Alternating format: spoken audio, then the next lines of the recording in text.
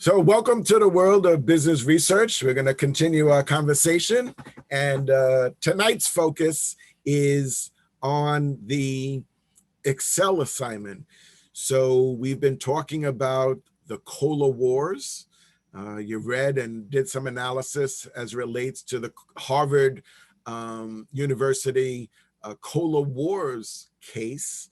The beverage industry is a large but mature industry, most segments, especially in carbonated soft drinks. It doesn't mean that it's not growing. It's just that it's not growing. The growth rate is not very large, but still a mature segment can still obviously be very profitable for companies like Coca-Cola and PepsiCo. We're at the point in our course where you're going to gain experience in using Excel and analyzing a data set that I provided on Blackboard that relates to a questionnaire about beverage consumption. So in order to analyze the data set, we're going to use Excel, and we're going to use Excel to generate the descriptive statistics. We're going to use Excel to generate 36 frequency distribution tables, 36 histograms, and 36 pie charts. Now, there's 59 questions in the survey. What I did to make it more manageable for you is reduced it to 36, questions 1 through 36, instead of all the questions in the survey. So if you generate 36 pie charts, that's a meaningful experience, 3 dozen, and you don't need to do the pie charts for all 59 questions. You'll also generate the histograms and the frequency distribution tables, as well as the descriptive statistics, which shows us, for example, the mean, the mode, the median, for example. Now, you don't have to create a PowerPoint presentation. So you don't have to worry about putting ideas in my head by asking, Coach, are we gonna have to do a PowerPoint? No, not this time, okay? Many of you have taken my courses before, and you've gotten a lot of great experience creating PowerPoint presentations. You don't need to do it for this assignment. What you need to do is use Excel, use the Excel file that I provided. As was mentioned, you don't need to fill out the questionnaire that I provided you about the beverage industry right at this point. That's that questionnaire that I posted to Blackboard in a PDF format. You don't need to complete that. You don't need to have other people complete that survey. That survey, the reason I provided that for you is because that's what you're going to use to decipher the Excel outputs. So for the descriptive statistics, as I've said many times, when we look at the mean, the only way that it has relevance is if we know what descriptor on the scale is associated with the mean that is generated for that particular question. So when you open up the Excel file, you've noticed that there's just numbers, numbers everywhere.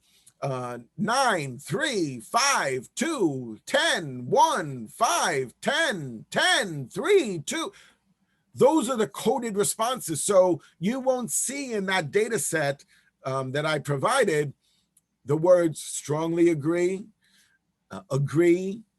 undecided, disagree, strongly disagree, because instead what we did was we coded the responses. So instead of strongly agree, 5 was recorded. Instead of agree, 4 was recorded. So every time a respondent, someone who completed the survey, selected strongly agree, a 5 was noted.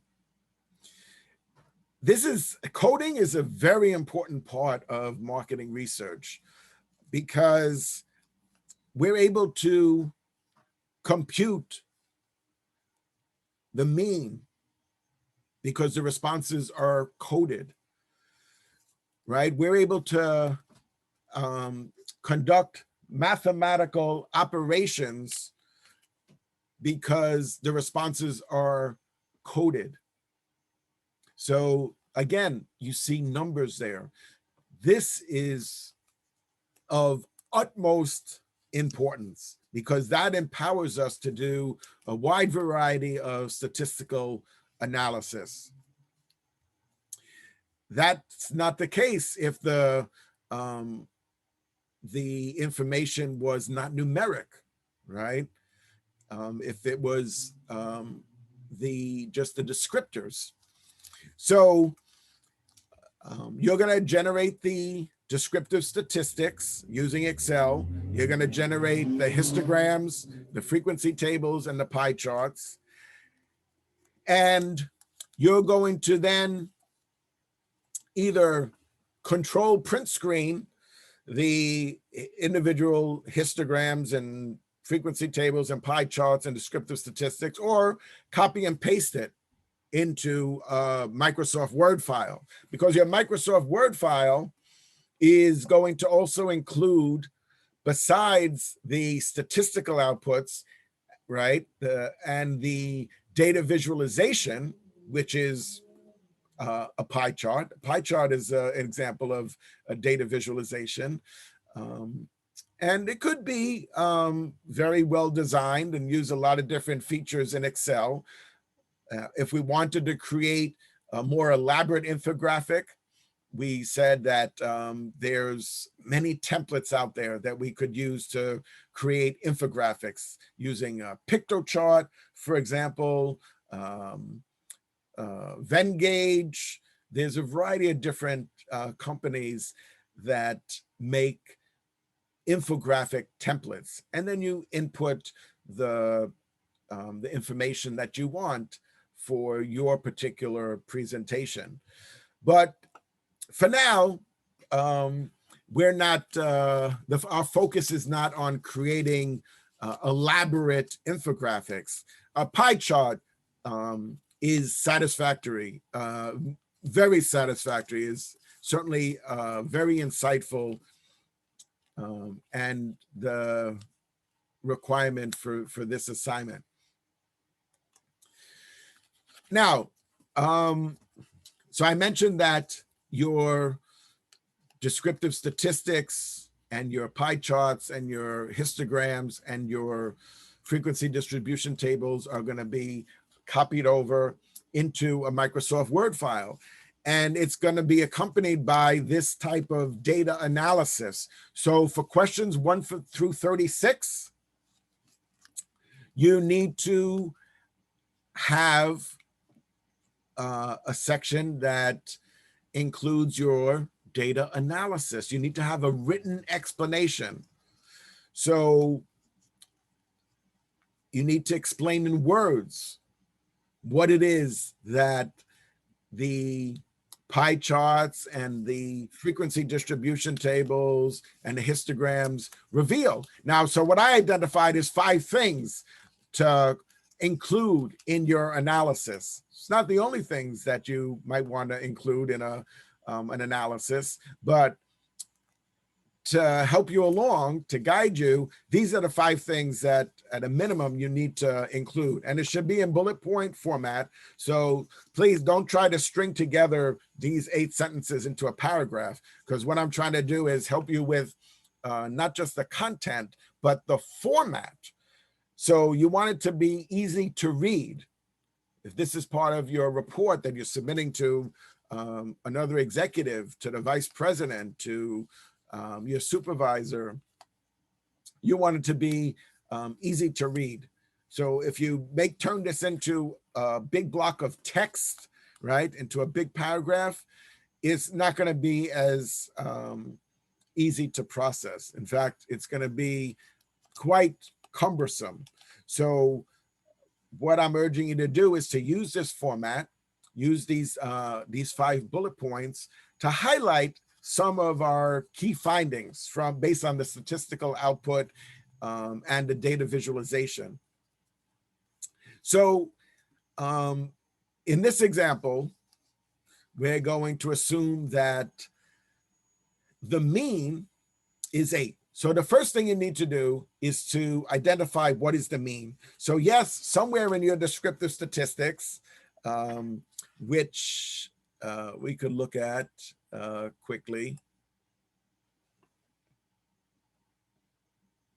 I think is, let's see what this is, right? Which is something like this.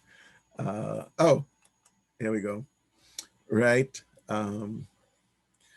So you have to go back into this. This is the way it's going to look, right? You're going to see, the mean for, all these questions at top. X4, what is that? Question 4. X5, what is that? That's question 5. X6, question 6. So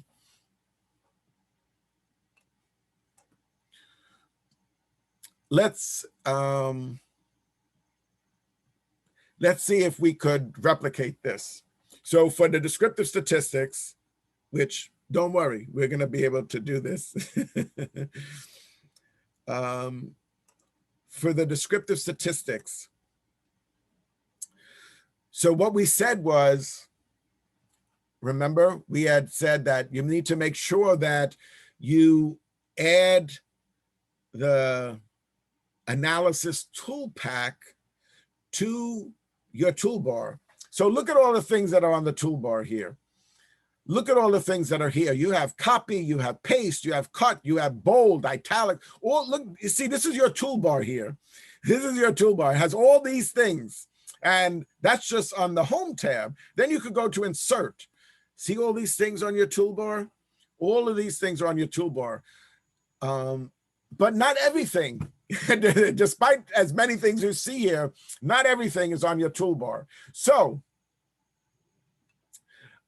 what you need to do if the analysis tool pack is not on your toolbar, which is okay, that's okay, is you click on File, right? Let me show you it here.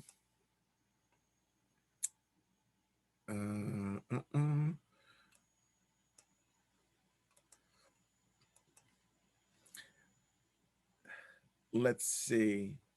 Are you able to see the Microsoft website? Yes. Okay, good. Thank you, Ingrid. Stephanie. Stephanie, thank you. So You're welcome. So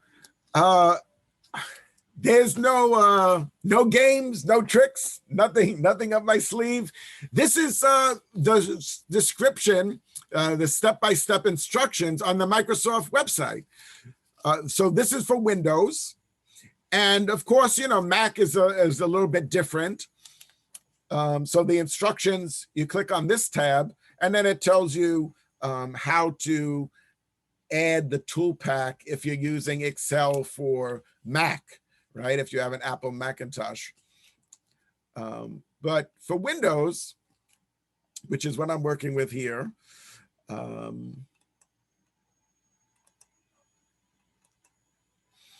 Windows, you click on File on the top left there, and then you click all the way at the bottom, scroll all the way down, you click on Options. Now this comes up. You look down here, you click on Add-ins.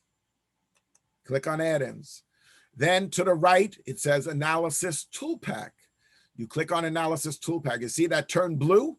That line turned blue, right? Click on Analysis Tool Pack. That's blue. And then you click on Go. Down at the bottom there, it says Go. And then OK. And then what's going to happen is when you click, so then what you should do is generally, then you should close Excel. Okay, it needs like a half a second to process what we just did.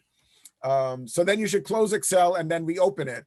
And then when you click on data, you'll see in the far right corner here, you'll see on your toolbar now, data analysis. Now, you may have already had that there, but sometimes if you're not using it, or you had to reinstall Excel, it might not be there. So for some of you, it's like, no, coach, that's not an issue. I have that already. Okay, then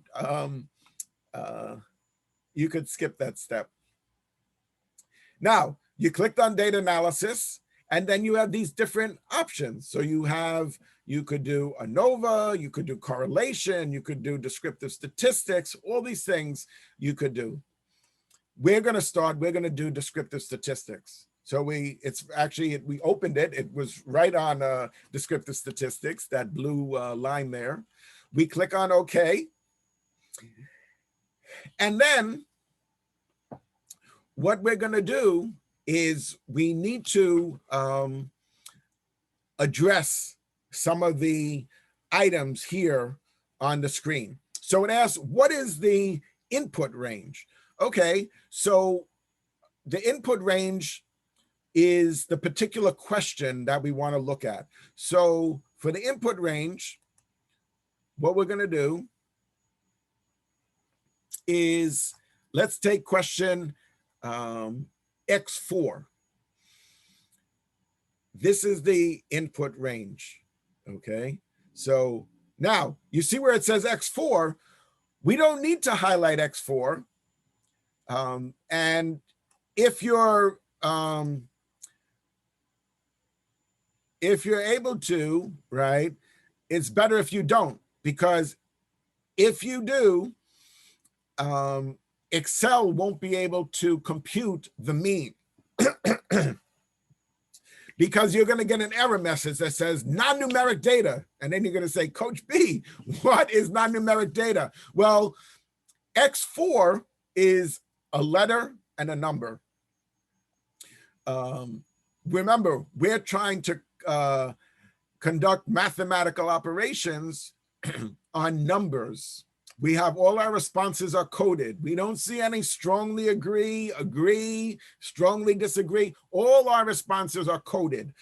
All our responses from the participants are numeric. X4 is a label because we need to know what question that is, right?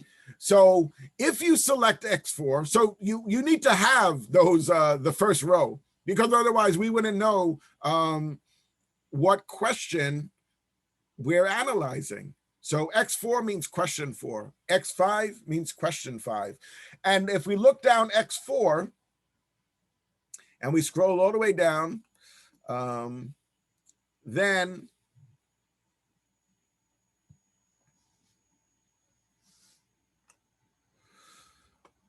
we have our input range.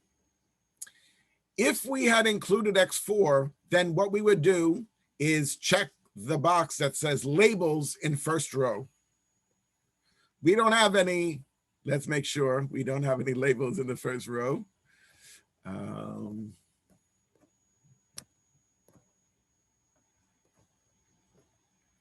Going back to the top, right? So I didn't select X4.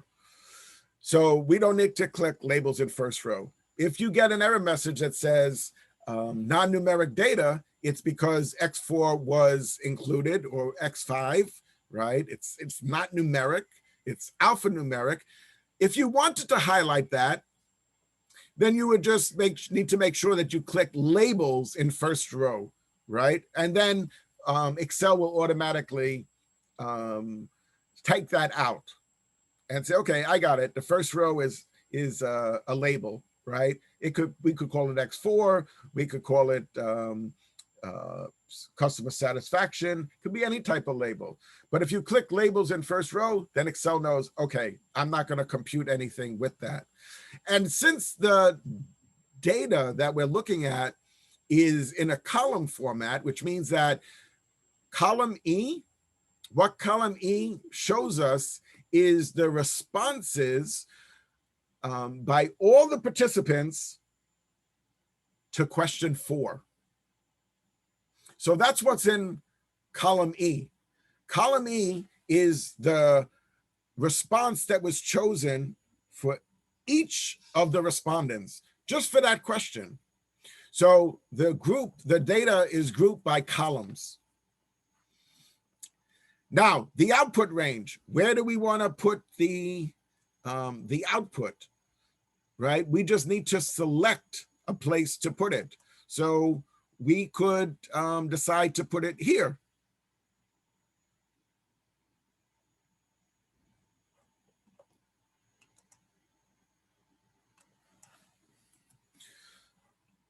Right, so all we need to do is go to where we want to put it, and we could just put it right there. Right, so we click inside the box there, and then it knows that we're going to define the output range. Now you could type in E18 as where you want to put it. The output range is just the spot, the space where you want to put the output.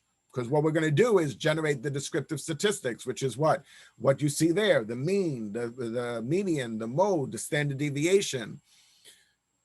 We just need to specify where it's going to go. So we have check the summary statistics, which is what we just mentioned. And then we click OK.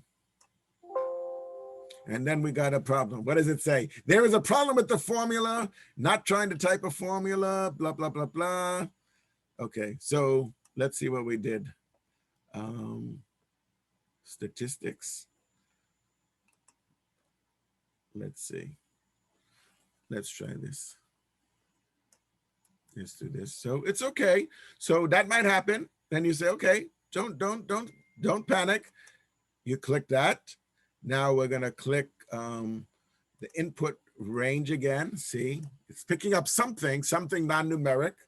So the input range, we said, is going to be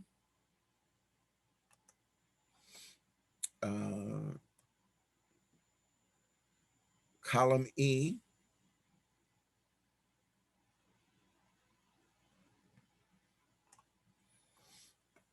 Okay. So we have our columns, we have our output range, we have our summary statistics.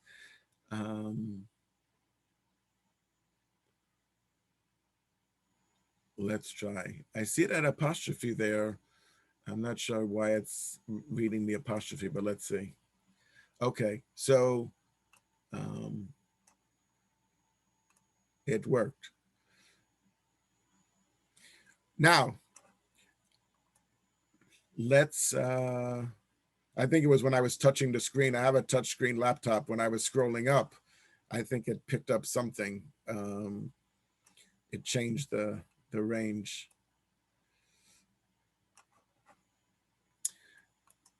Now, let's change this to number, and we'll, yeah, get down to less decimal points. Now, what does it say here for X4? 5.3, right? That's what was on the screen before. What did we just do? 5.3, right?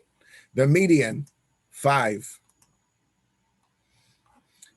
That's what was on the screen before. And then look, that's what we just generated. Just what you saw just now, real time, show and tell, right? With Coach B. So data analysis, descriptives, we selected the input range.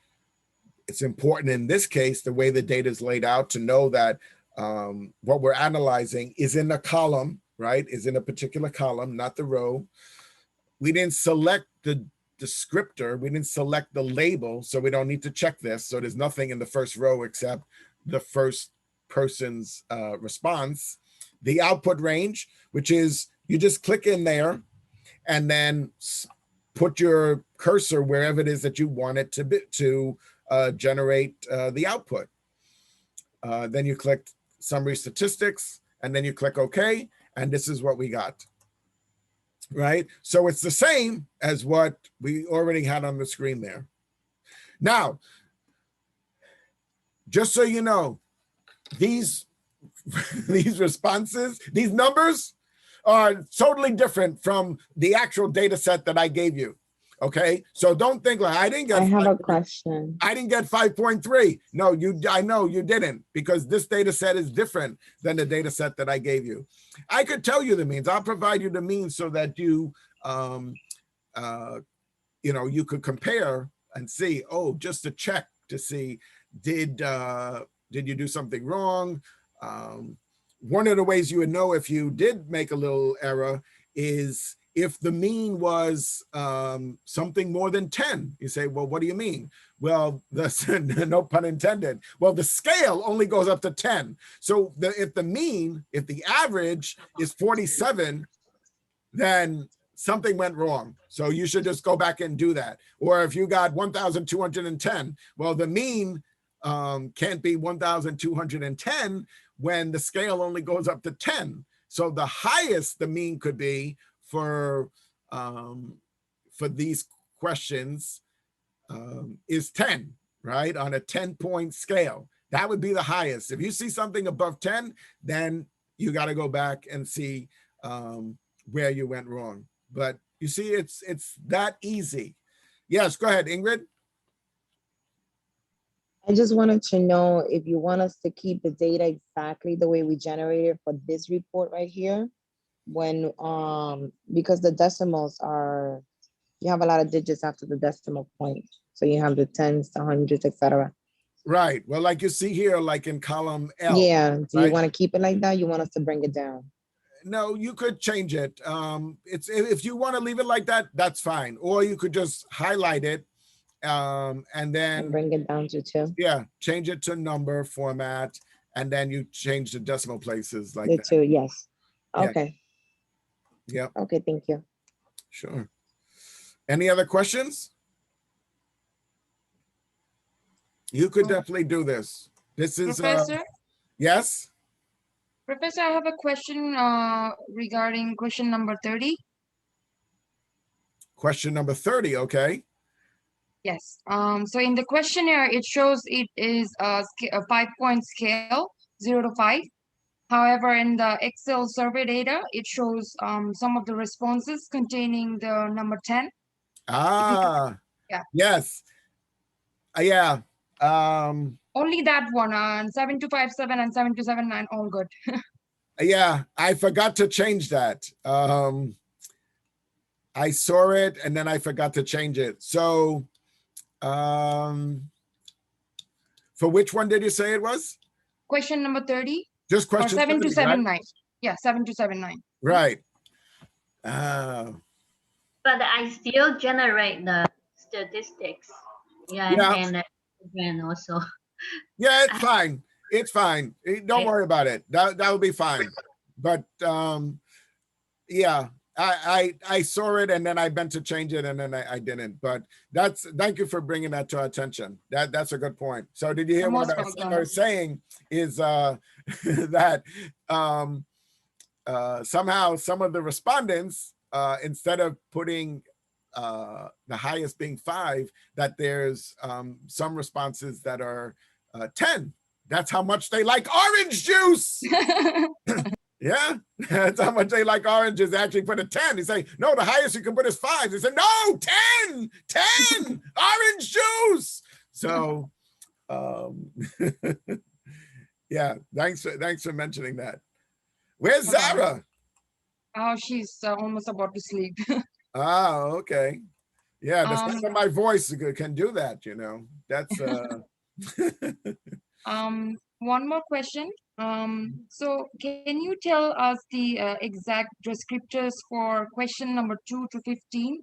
Because all of the other ones have the descriptors mentioned in the boxes. Yeah. It's the same as they asked about importance, right? Question number 2. Yeah. Let's see. Oh, frequency. Okay. So it's the same as this question. Let's see. I think that's 0 to 5. Very often, never to very often. Right. So for questions, it's the same scale, the same 10-point interval scale as 40 to 47. So about frequency, right? 10 is very frequently.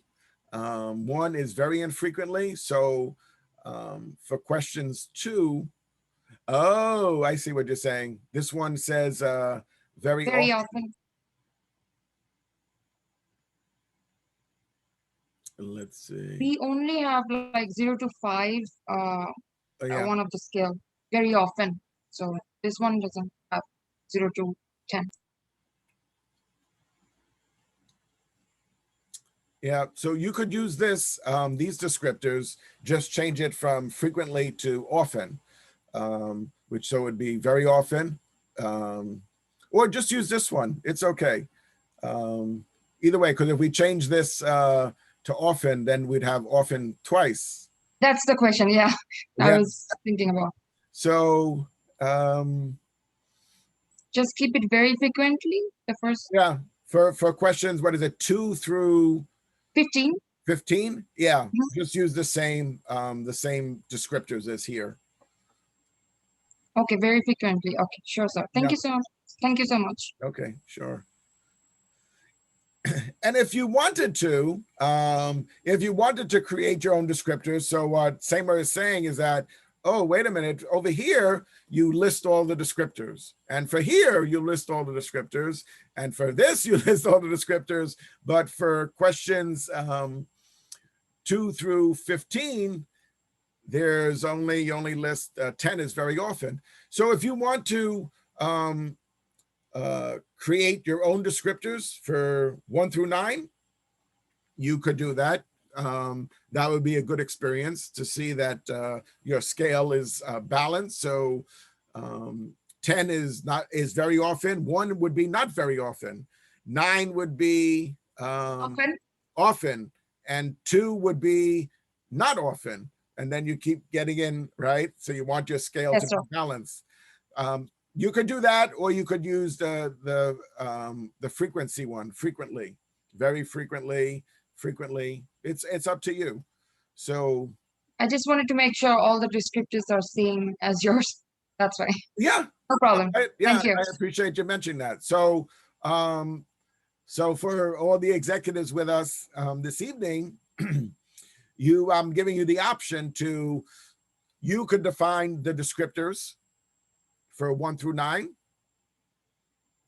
or you could use the descriptors that I created with that I shared for frequently, right? You could use those descriptors. Let's see what we did for this one in the other class. I don't know if I didn't mention it there also. You did mention all of them. Oh, yeah, that one I had changed to frequently. 2 through 15, I had already changed the scale on that to use frequently. Yeah, so you could use that for questions 2 through 15. You could use frequently these descriptors, or if you want, to get practice, work through and put your own descriptors, something that's going to be logical, right? Sure. Thank you, sir. Okay, you're welcome. Let's see. Any other questions?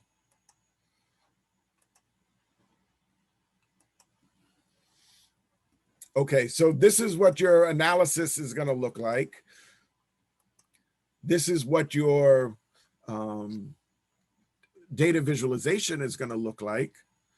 So you're going to have a histogram, a frequency distribution table, and a pie chart for questions 1 through 36. So for the pie charts, you should include the descriptors and the percentage, right? So when you create a pie chart, those are referred to as labels. So the default is for Excel to provide a color-coded legend. So what is the legend will be on the side, and it'll show blue for strongly agree. But what's more effective is if you also include the descriptor next to the slice of pie, or you could put it on top as long as, you know, you could still read it. So you, in this case, because it's a dark blue, you would have the word strongly agree be a white font so that it's readable. So that being said, you should definitely include the descriptors like you see here and the percentages. For the histogram, you should also make sure to include the descriptors, because without the descriptors, this chart is of no value.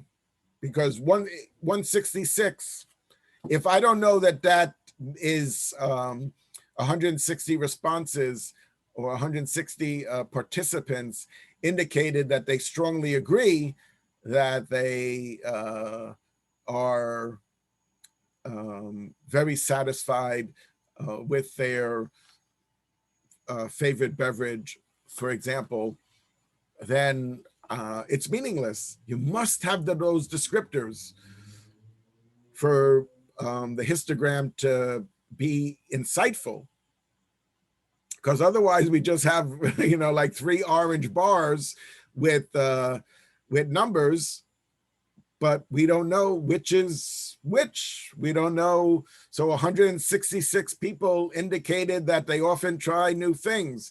And the question is about the level of agreement.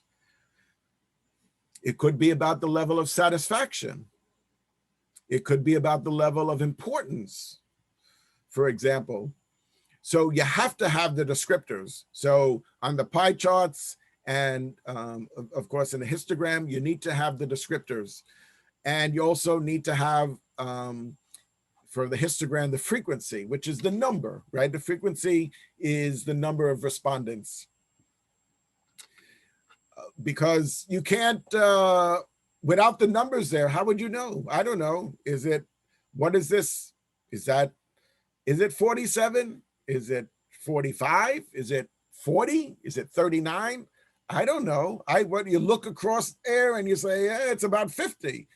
But I don't know. There's no way. So include the labels, include the numbers, include the frequency in your histogram, like the way you see here. And all you have to do is basically is to select the box that says show the labels. And the same for the pie chart. You need to show the descriptor and the percentage, because looking at that blue piece of the pie, I have no idea what percentage that represents. Is that 50%? Is that 48%? There's no way to know unless you actually. Professor?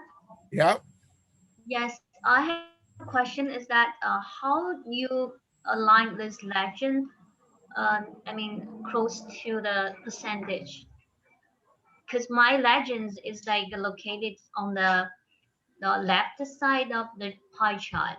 But how did you make it along with the percentage? Right. So you have an option to not include the legend. The default is to provide a color-coded legend, but that's depending on the data that you have, that could make a lot of sense. Like if it's if it's a nominal scale question that only requires a yes or no response, then you're only going to have 2 colors. Well, then it's very easy. Then that makes sense. So you have one color is blue, one color is yellow, and then you could see right away. But when you're using, you know, either a 5-point scale or a 7-point scale or a 10-point scale, you know, you're going to have 10 different colors there. And, you know, the colors are going to become, many of them are going to be very similar. There's going to be a dark blue. There's going to be one that's a little bit lighter, Yes. right? It's going to be difficult to identify which slice is which, you know, descriptor. So what you do is you check the box that shows the label and the percentage, right? When you're creating the pie chart. And it'll do that it'll do that automatically. You shouldn't have to enter it manually. What you do have to enter manually is what I'm going to show you is you have to create this. So for questions 2 through 15, for example, you have to create what this type of bin answer response, like you see here, which is, remember, I've kept saying you have to go back to the questionnaire to decipher the output. Well, because I don't know what 8 tells us. I don't know what 10 tells us. It depends on the question and the descriptors associated with that question. So remember, we said that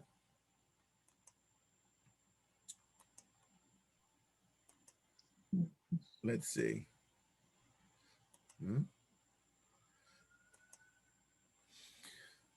Right? So look at this scale, for example, just for example. So these are all 7-point, the top 3 are all 7-point Likert scale, right? In our questionnaire, most of the questions are 10-point scale, right? But here's 3 examples of a 7-point scale that's used. And what should we take away from this? Well, the descriptors are different for all of them. One is a 7-point scale that looks at the level of agreement.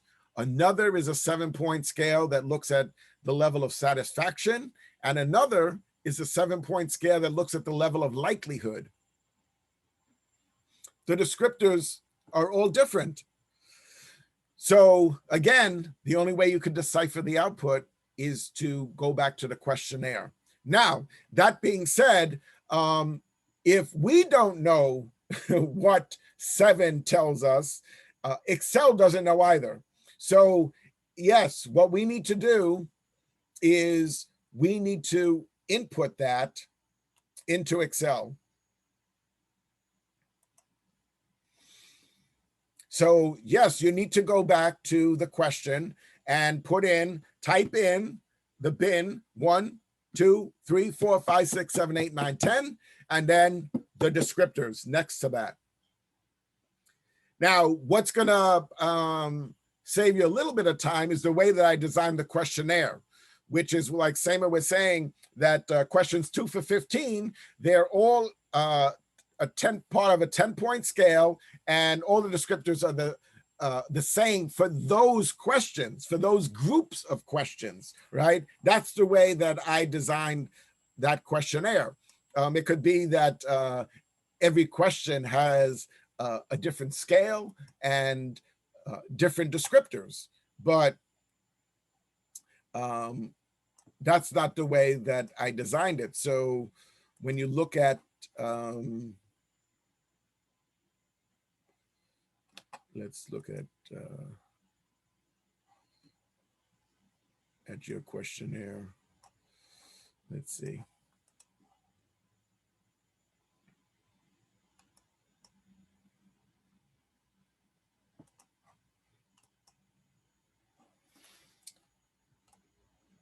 Okay, so look at questions 17 to 25. 17 to 25 asks how these different factors influence the level of satisfaction. So what are the factors? Beverage type, which means what? Is it a carbonated soft drink? Is it water? Is it milk? Is it orange juice?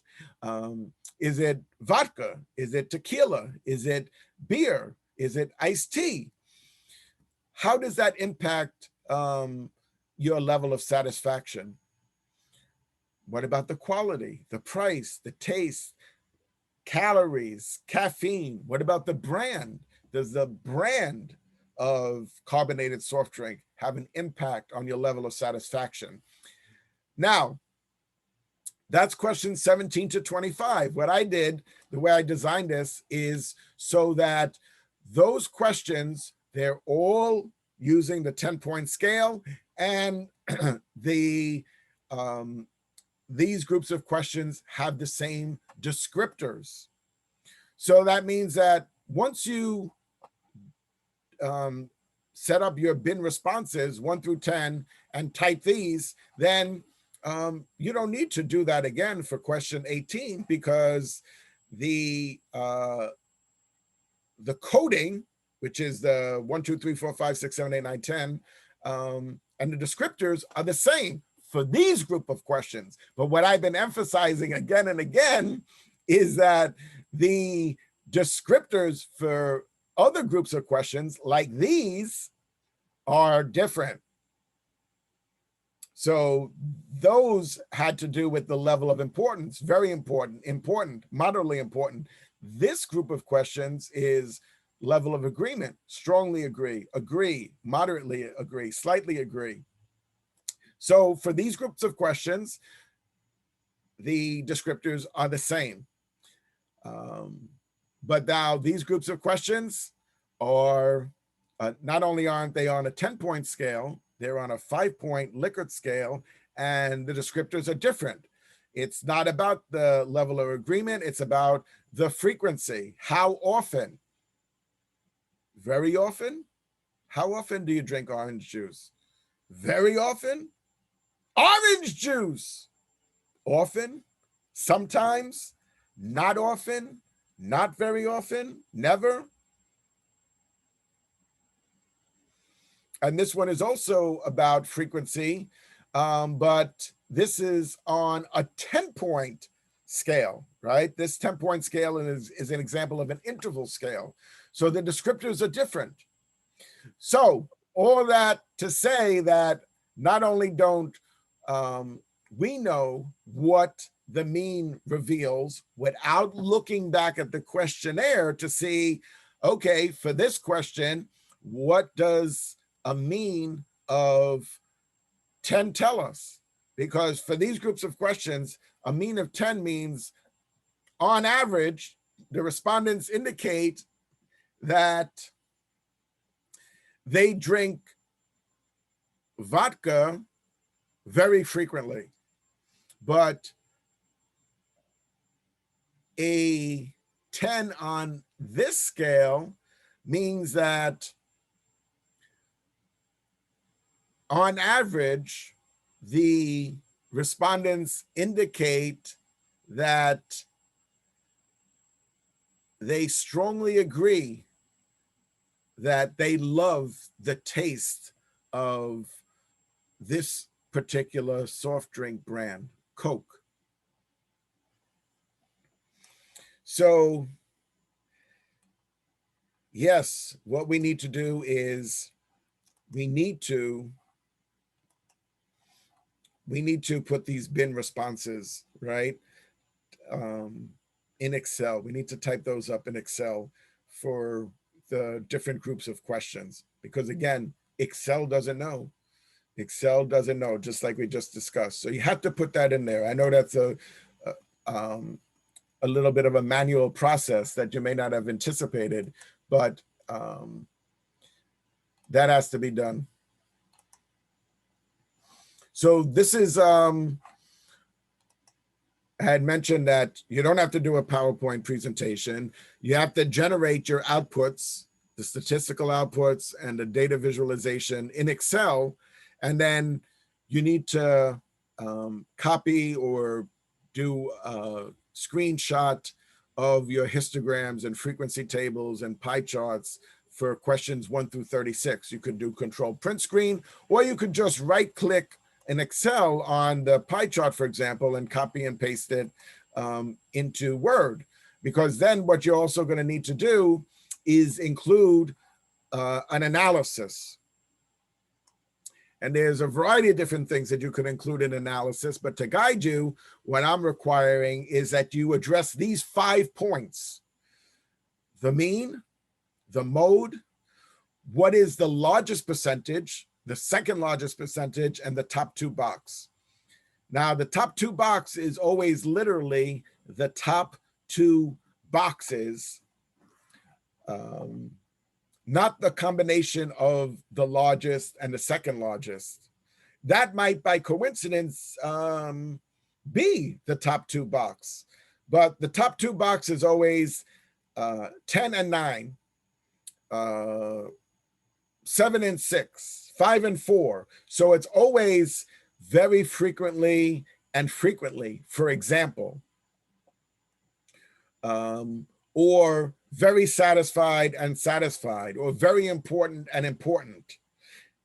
By coincidence, those top two box might also be the largest and the second largest, but by definition, it's not, okay? The top two box is an industry term that researchers use where they combine literally the top two boxes, which I'm going to show you. I'm going to show you here an example.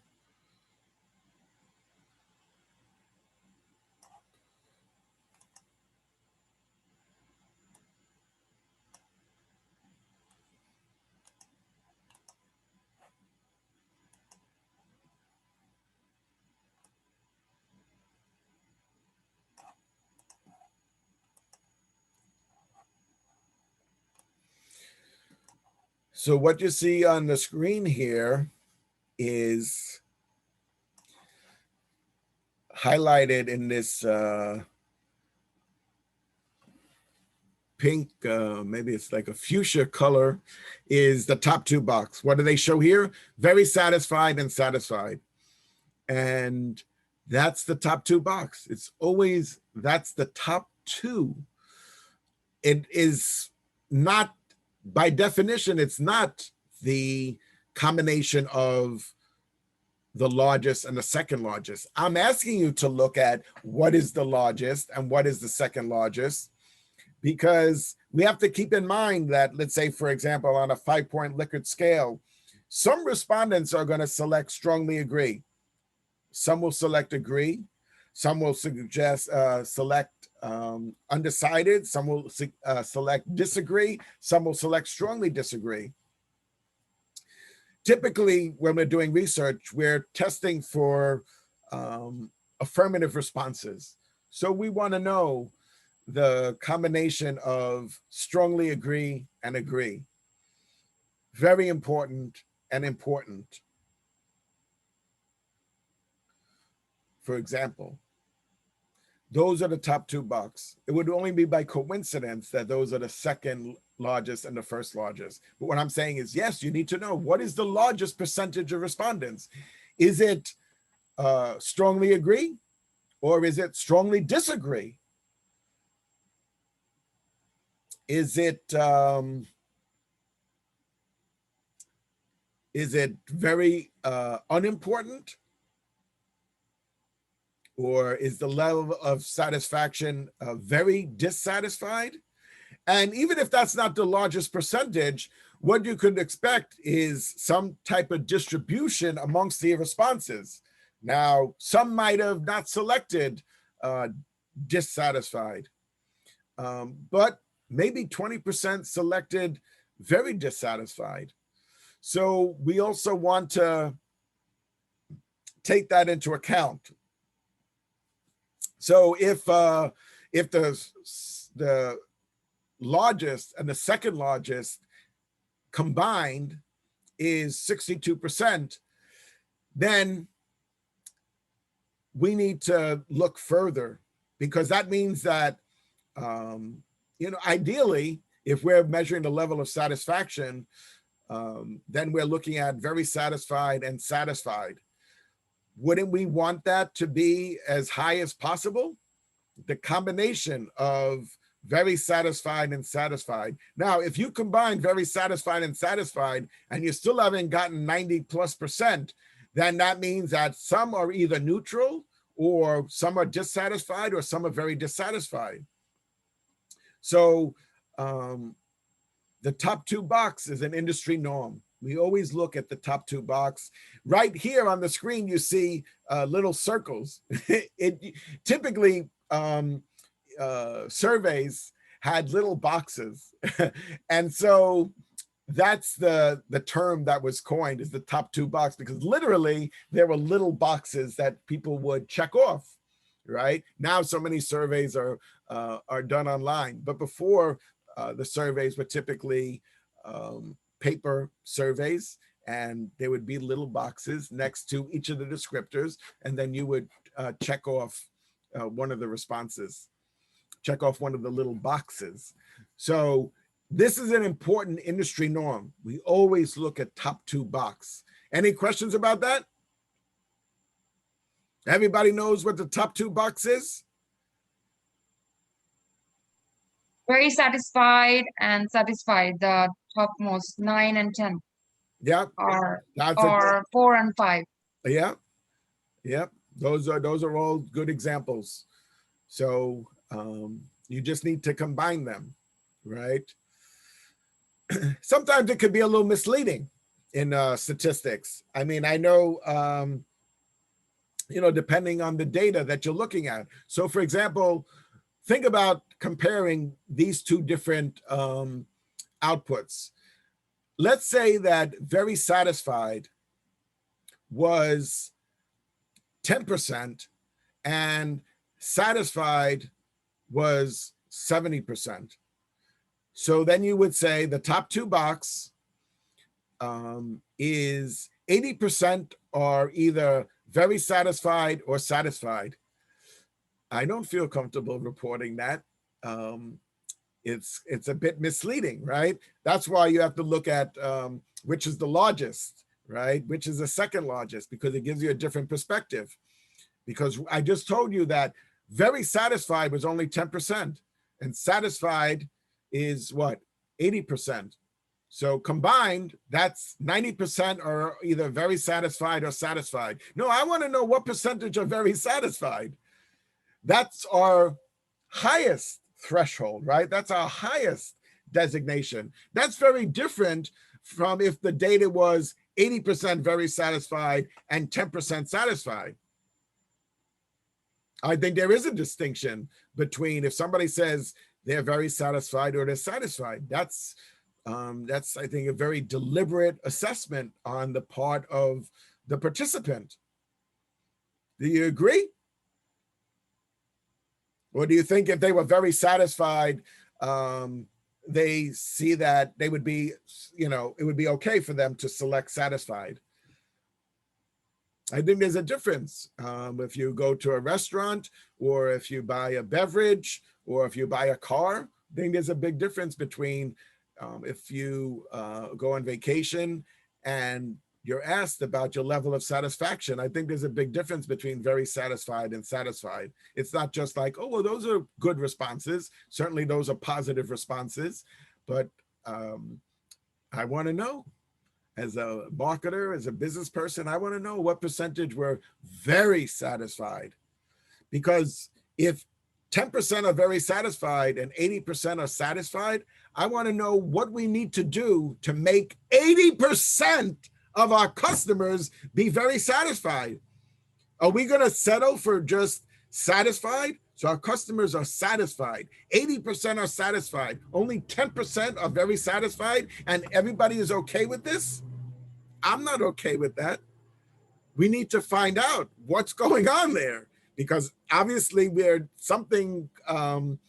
some shortfall in the vacation experience we're providing, or the car that we're selling, or the food that we're serving, or the service that we're providing.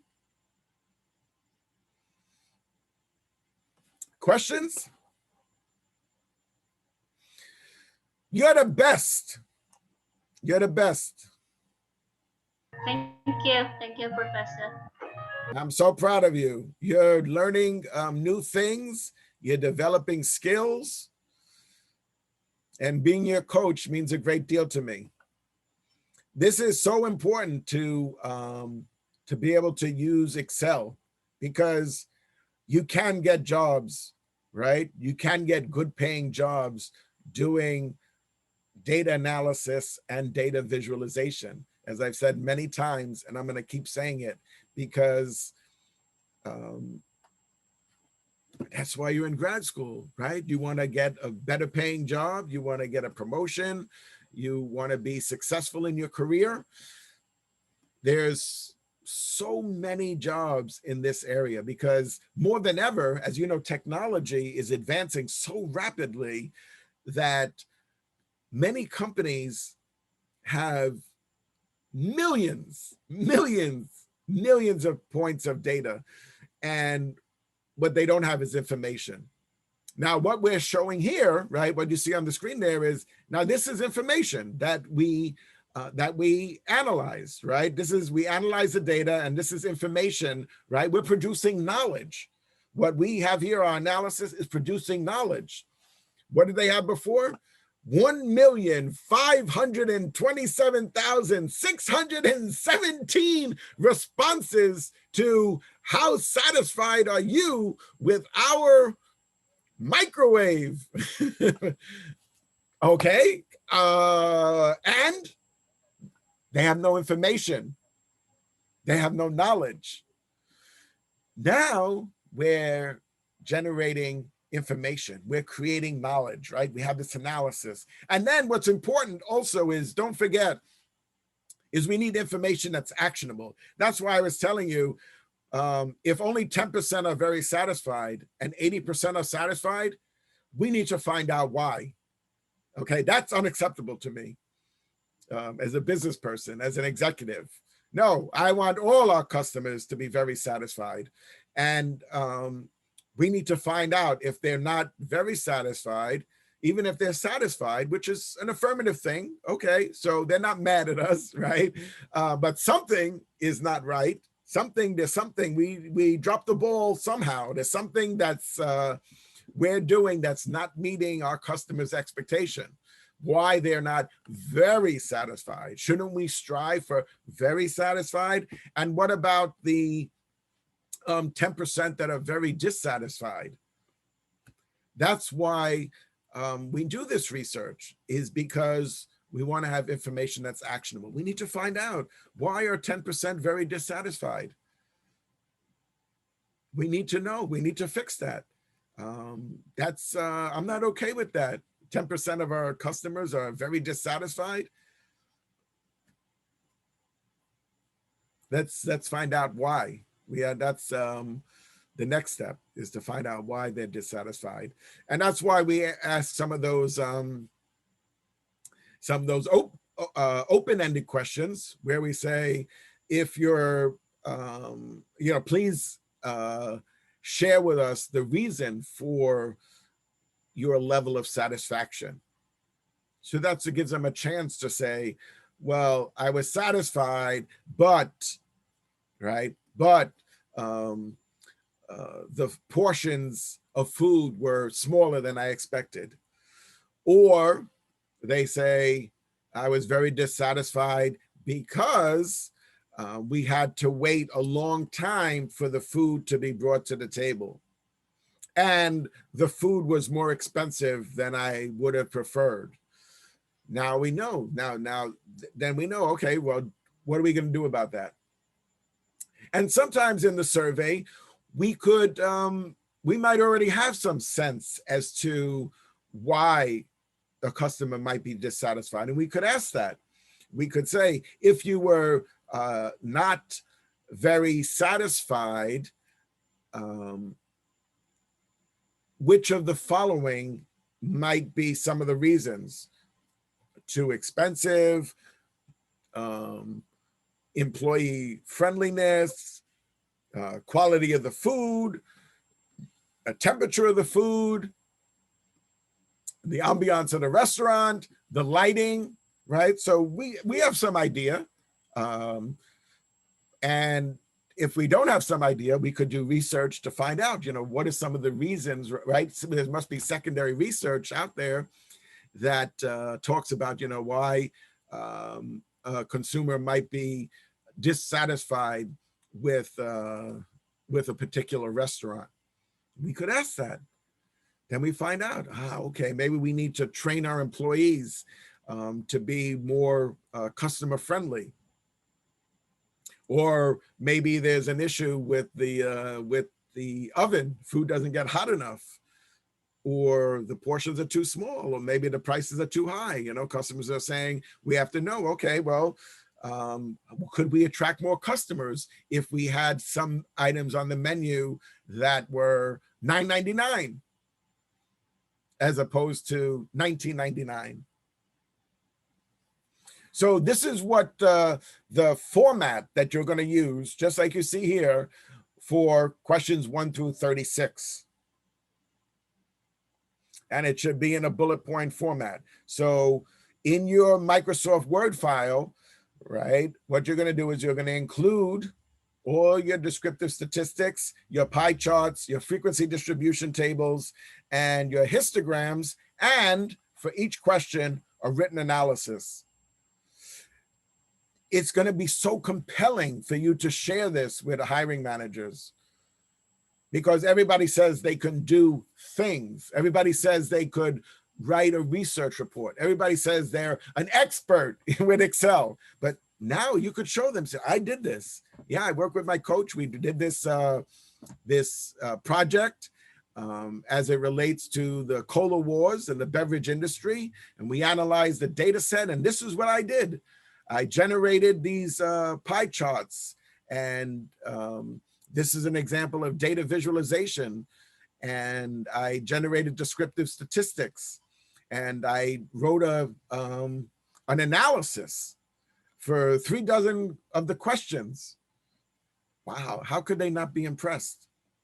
How could they not be impressed by that? Seeing is believing. So when they see your report, when they see your analysis, they're going to be impressed. And then also, you know, as I mentioned before, about in all my classes, we focus on a particular industry and a particular, at least one particular company, because that's what distinguishes you as an executive. When you could talk about industries, right? It shows that you're able to apply the concepts. So it goes beyond remembering definitions and key terms. Of course, you need to be familiar with key terms. You need to know the difference between a nominal scale and an interval scale, for example. You need to know the difference between primary research and secondary research, qualitative research and quantitative research. Yes, you need to know those things, but you need to know the application of those concepts, which is what we're doing here. This is an example of applying those concepts. What we're doing here is, this is an example of primary quantitative research, right? You could explain that.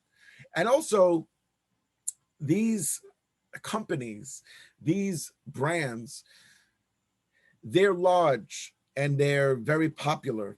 So it's a way to break the ice when you're talking to other executives, when you're on an interview, because now you have something in common to talk about. And everybody has something to say about Coke or Pepsi or the beverage industry or childhood obesity or products that are high in sugar and caffeine and calories. So it gives you a common ground. It's so important. You need to be able to show them that you can do things more than you know, take classes, right? Everybody on the who's interviewing has taken graduate level courses. They have a diploma. What you have to show is that you have skills and that you could hit the ground running, so to speak, right? So that means that you go in there and they say, okay, we're going to hire you. You're going to be a data analyst, or you're going to be a category manager, or you're going to be a supervisor, and we're going to need you to analyze data. Well, you go in there and you could do it. You mine the data, you extract it from their database, you analyze it, and you visualize it, and you write a report and talk about what you found. What are the key trends? Which is the item in their portfolio is the largest percentage of their sales? Is it Coke? Is it Dasani? Is it Sprite? Is it Minute Maid? Right? Those are different beverages and brands that are sold by the Coca-Cola company. Which of them generates the largest percentage of sales, for example? Which is the second largest? So yeah, there's a practical application. So you could do this. Yes, you can. Yes, you will. I have confidence in you. So I'm sensitive to the fact that some of you have used Excel before, and some of you have never used Excel. But this is the judgment-free zone. Okay, I'm not here to judge you. What I'm here to do is to help you get experience in using Excel and help you to develop your skills so that you're job ready. That's what I want, is for you to be job ready. Professor? Yes? Oh, you're back. Yeah, I'm back. Okay. So since you just mentioned that judgment-free zone, I ain't gonna lie to you, I'm not an Excel expert, but I'm trying. So that being said, I'm trying to do the data analysis right now. I'm typing it out for each question. In terms of finding the percentages, can you remind me how we're supposed to find that? Because I'm seeing like the standard deviation and etc. I'm not seeing it. Okay. So How do the first thing that you're going to do is the descriptive statistics. That's how you're going to find out the mean and the mode. To get the percentages, you have to do the frequency distribution tables. And that's going to show you the frequency, which is the number of respondents for each descriptor, and also the percentage. That's how you're going to know the percentages. So that's going to be in a frequency distribution table, like this one, like in the right here in the bottom right corner. That's a frequency distribution table. It shows the number of responses for each descriptor. Now, for this one, in this particular example, nobody selected strongly agree, so that's 0. 5 people selected moderately disagree. 81 people selected slightly disagree. In general, that's without even knowing the question, that's probably not a good thing because generally the way questions are worded and research is done is we have some type of hypothesis and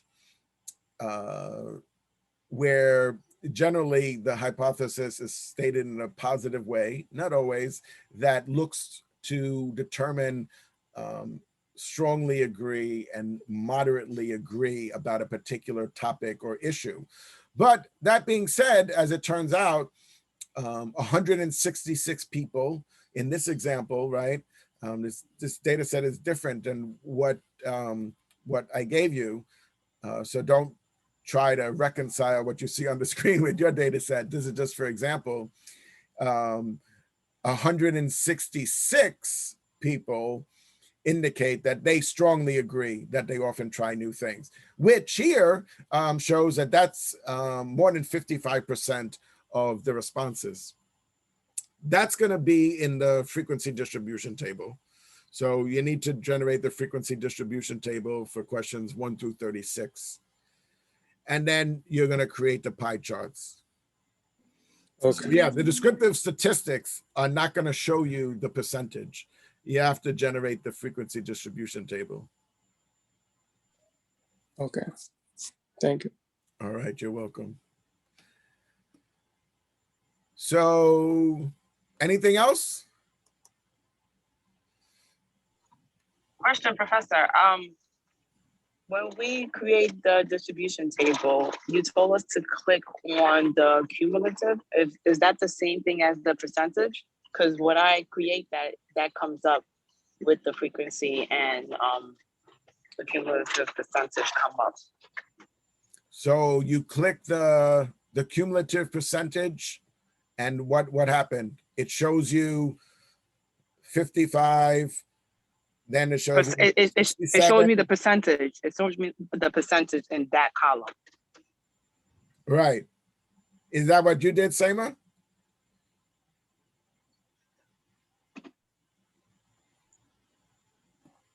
Zara. I have, yes, I have first provided the description and then the, the frequency and then the percentage, 100% out of there. The cumulative percentage, right? Uh-huh, uh-huh. So, so are we all on the same page? Yep. So, yeah, Yes. so there's a little box.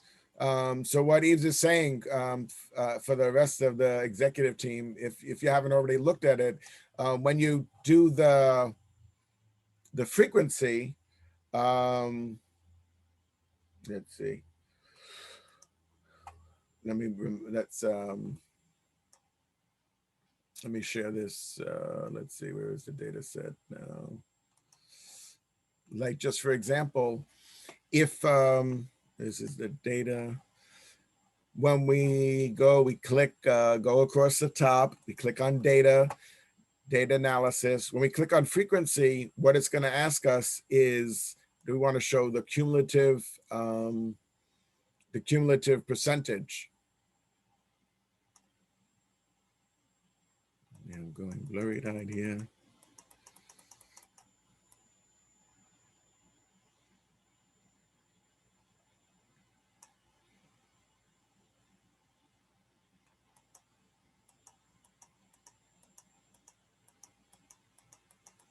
Okay, what am I missing here?